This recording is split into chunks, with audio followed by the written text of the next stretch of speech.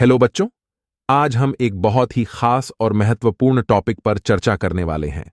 लोकतंत्र के स्तंभ, यानी कि हमारी डेमोक्रेसी के पिलर्स पर। लेकिन इससे पहले 1 मिनट रुकिए। वीडियो को देख रहे हो, समझ भी रहे हो और लाइक और सब्सक्राइब भी नहीं करते। क्या यह सही बात है? चलो, अब जल्दी से लाइक, शेयर और सब्सक्राइब करो ताकि हम आगे बढ़ सकें। अब चलिए बात करते हैं कि लोकतंत्र को मजबूत और बनाए रखने के लिए हमें किन किन बातों का ध्यान रखना चाहिए। बच्चों, डॉक्टर भीमराव अंबेडकर ने हमें लोकतंत्र को मजबूत और स्थिर रखने के कुछ खास तरीके बताए थे।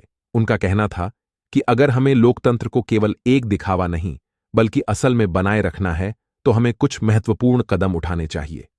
तो चलिए देखते हैं कि डॉक्टर अंबेडकर ने हमें क्या सुझाव दिए। अब हम इस पाठ को गहराई से समझते हैं ताकि हमें इस विषय का पूरा अर्थ समझ में आए। If we wish to maintain democracy not merely in form, but also in fact, what must we do? यहां पर डॉक्टर अंबेडकर हमसे एक सवाल कर रहे हैं। वे पूछते हैं कि अगर हम लोकतंत्र को सिर्फ नाम के लिए नहीं बल्कि असल में बनाए रखना चाहते हैं तो हमें क्या करना चाहिए। बच्चों, सोचिए, हमें लोकतंत्र को बस एक नाम की तरह नहीं रखना चाहिए बल्कि इसे पूरी तरह से सही और ईमानदारी के साथ अपनाना चाहिए। क्या आपको लगता है कि केवल नाम में लोकतंत्र होना काफी है या हमें इसे दिल से अपनाना चाहिए? The first thing in my judgement we must do is to hold fast to constitutional methods of achieving our social and economic objectives. The first thing in my judgment इसका अर्थ है कि डॉक्टर अंबेडकर का मानना है कि सबसे पहली और महत्वपूर्ण बात क्या है, इस पर हम ध्यान दें। We must do is to hold fast to constitutional methods. इसका मतलब है कि हमें अपने संविधान में दिए गए तरीकों का ही पालन करना चाहिए। बच्चों, यहां डॉक्टर अंबेडकर हमें यह बता रहे हैं कि अगर हम अपने देश में बदलाव लाना चाहते हैं तो वह सिर्फ और सिर्फ संविधान के रास्ते से ही होना चाहिए। Of achieving our social and economic objectives, इसका मतलब है कि हमारे सामाजिक और आर्थिक उद्देश्यों को पाने के लिए भी हमें संविधान का ही सहारा लेना चाहिए। जैसे कि अगर हमें गरीबी हटानी है या शिक्षा को बढ़ावा देना है तो इसके लिए संविधान में दिए गए नियमों का पालन करना जरूरी है। क्या आप समझते हैं कि हमारे देश में बदलाव लाने के लिए संविधान का पालन क्यों जरूरी है? अब डॉक्टर अंबेडकर हमें यह समझा रहे हैं कि लोकतंत्र में अनुचित और गैर संवैधानिक तरीकों से क्यों बचना चाहिए। When there was no way left for constitutional methods for achieving economic and social objectives, there was a great deal of justification for unconstitutional methods. When there was no way left for constitutional methods, इसका मतलब है कि जब संविधान के दायरे में रहकर काम करने का कोई रास्ता नहीं था। बच्चों, पहले जब अंग्रेजों का शासन था तो संविधान का पालन करने का कोई विकल्प नहीं था क्योंकि हमें वह अधिकार ही नहीं दिए गए थे।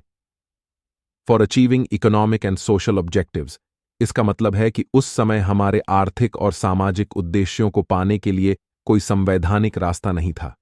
इसीलिए हमारे स्वतंत्रता सेनानियों ने अंग्रेजों के खिलाफ क्रांति का रास्ता चुना। There was a great deal of justification for unconstitutional methods.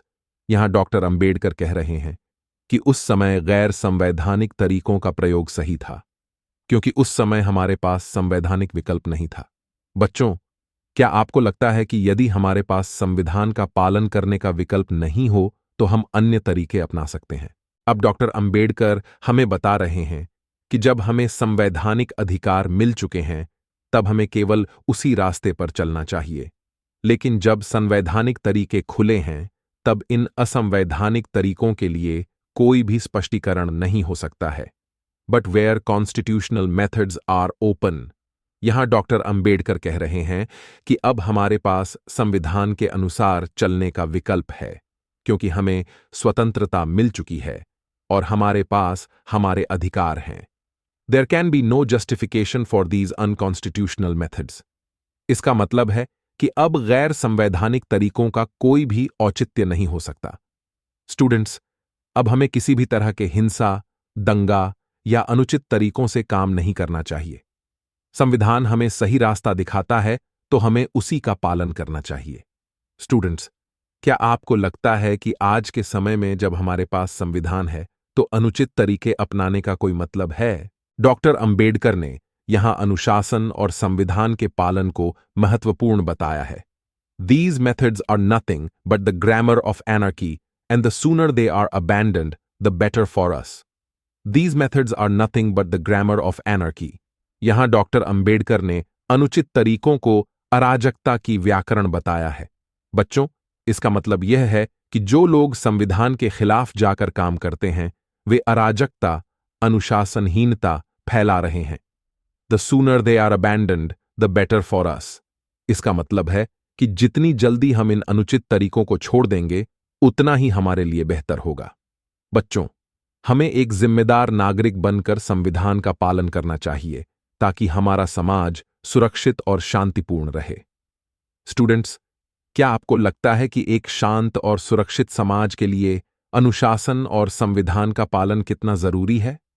बच्चों, अपने विचार कमेंट में व्यक्त करें।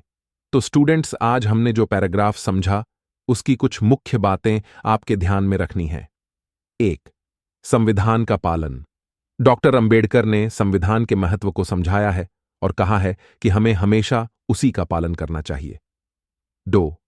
अनुचित तरीकों का त्याग। डॉक्टर अंबेडकर ने कहा कि अब हमें अनुचित और अराजक तरीकों से बचना चाहिए। 3. अनुशासन और संविधान के प्रति निष्ठा। संविधान का पालन ही लोकतंत्र की सही मीनार है और इसे बनाए रखना हमारी जिम्मेदारी है। स्टूडेंट्स, अब हम देखेंगे कि इस पैराग्राफ की विशेषताएं और हमें इससे क्या संदेश मिला। 1. संविधान का महत्व। संविधान हमें सही और गलत का फर्क बताता है और हमें लोकतंत्र में सुरक्षित रखता है। 2. अनुशासन का पालन। स्टूडेंट्स, एक जिम्मेदार नागरिक बनना हर किसी की जिम्मेदारी है और यह तभी संभव है जब हम अनुशासन में रहें। 3. लोकतंत्र की मीनार। डॉक्टर अंबेडकर ने हमें सिखाया है कि लोकतंत्र के स्तंभ संविधान के पालन और अनुशासन पर आधारित हैं। बच्चों, इस पहले भाग में हमने देखा कि कैसे डॉक्टर अंबेडकर ने संविधान के पालन और अनुशासन की अहमियत को समझाया। उन्होंने हमें बताया कि यदि हम लोकतंत्र को सच्चे अर्थों में बनाए रखना चाहते हैं, तो हमें संविधान के रास्ते पर चलना होगा और अनुचित तरीकों से बचना होगा। तो बच्चों, अगर आपको यह सब समझ में आया और अच्छा लगा, तो फटाफट लाइक करो, शेयर करो और सब्सक्राइब करो ताकि हम इस पाठ को और आगे तक ले जा सकें। इस पहले भाग के बाद उम्मीद है कि आपको लोकतंत्र के स्तंभ और संविधान के पालन का महत्व अच्छे से समझ में आया होगा।